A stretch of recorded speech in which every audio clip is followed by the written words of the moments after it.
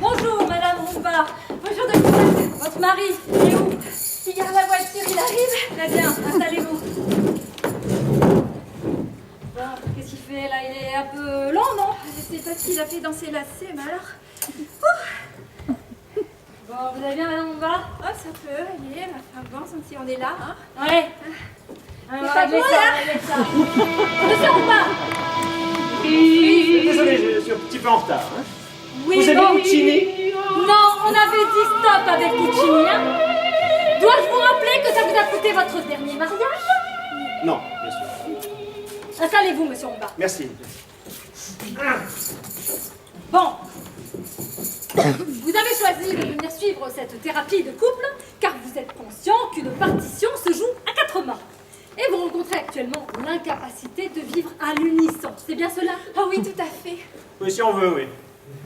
Mon rôle auprès de vous est de vous aider à retrouver le lien. Mais j'aimerais d'abord que vous me donniez la mesure de votre disharmonie de couple.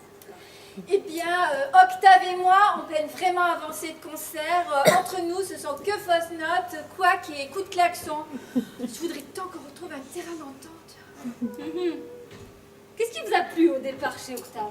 Ah ben le fait qu'il me ressemble pas du tout, hein. On peut pas être plus différent. Déjà, il est noir. Hein? Et je suis blanche. Et il a une belle voix grave, une voix bariton. Alors que moi, j'ai une toute petite voix aiguë. On ferait pas de moi une soprano correcte, hein. Je le sais, j'ai auditionné pour une chorale. Mais ils m'ont pas prise. Et tout simplement parce que tu chantais trop fort. Et vous, Octave? Vous souvenez-vous du jour où vous avez rencontré Mélodie? Oui, je m'en souviens. Elle venait de faire une fugue. Oh oui, je sais pas ce qu'il m'a pris. Une toccata, comme l'a appelé mon père, qui est italien. Je sortais d'un concert et je l'ai aperçue de dos dans sa petite robe blanche, assise sur le trottoir, avec ses courbes de violoncelle et sa petite queue de cheval, insolente comme une croche. Sur le trottoir? Oui, elle était ronde, hein, complètement ronde.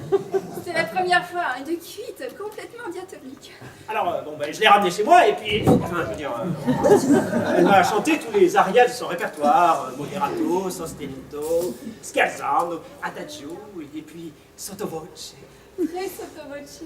Et puis notre cohabitation d'une nuit est allée glissando vers autre chose. Comme un prélude à ce qui est devenu une musique de chant. Je vous rappelle que vous êtes là à cause d'un gros bémol, hein. Mélodie, donc si je comprends bien, vous avez aimé Octave tout de suite, là. Oh oui, immédiatement. Et le jour où il m'a dit « je t'aime », j'ai cru entendre tout l'orchestre symphonique dans mes oreilles. Lui et moi, on est devenus comme deux maracas inséparables. C'est une image que j'utilise souvent pour décrire notre couple car elle nous représente bien dans le meilleur comme le pire. Parce que le problème avec les maracas, c'est que ça peut aussi se choquer l'une contre l'autre. Et lui et moi, on est carrément du genre tête de nul. Et vous souvenez-vous de votre dernière dissonance? Oui. Mélodie m'a fait remarquer mes chaussettes sales qui traînaient dans la salle de bain. Apparemment, elle ne trouvait pas ça très décoratif. Alors, je lui ai répondu en riant qu'elle pouvait les accrocher sur une corde à linge pour, comme des notes sur une portée. Hein? J'imagine qu'elle n'a pas applaudi. Non, elle a tout de suite sorti les grands orgues et tout le philharmonique. Alors après, j'ai essayé d'y aller pizzicato, mais bon... Pizzicato? En me suggérant de faire une pause? Pizzicato? Mais ni une pause, c'est pas forcément le temps d'un soupir pour commencer. Parole, tout ça, c'est juste mettre la fin à la partition de notre amour. Non, mais tout de suite les grandes notes, il faut pas oublier que c'est un problème mineur dont on parle là. Mineur? Le fait que je sois obligée de ramasser des chaussettes sales tous les jours, c'est mineur? Mélodie, si on pouvait arrêter de parler de nos affaires qui... Hein, ça serait bien, hein? Notre linge sale, on va pas le laver en public, s'il te plaît. Mais Octave, au contraire, nous sommes là pour ça. Alors Allez-y. vas-y, Mélo, sors-nous un vrai gros problème qui justifie notre présence ici. Ben notre vie elle est réglée comme un métronome. Tac tac, lundi c'est sushi. Tac tac, jeudi c'est soirée série. Tac tac, dimanche chez ta mère. Tac tac et c'est reparti. J'en ai plein le dos. Mais moi aussi, je fais le gros dos, mais j'en ai marre qu'on me donne le là, qu'on m'oblige sans cesse à me mettre au diapason. tu sais ce dont je rêve?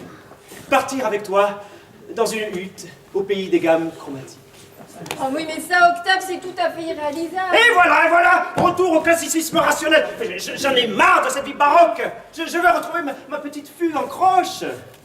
Nous avançons. Au moins, vous savez vers quel arpège vous souhaitez aller. Mais peut-on encore retrouver la clé? Si seulement. Ouais, avec des si, on reste là et puis c'est tout. Dites-lui ce que vous voulez, Mélodie. Dites-moi.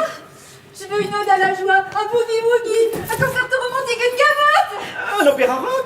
Oui, sur le guitare et musique de film. Un boléro? Une valse à 1000 temps, une valse à 1000 temps, une valse à 1000 temps de patienter 20 ans pour que tu aies 20 ans et pour que j'ai 20 ans, une valse à 1000 temps.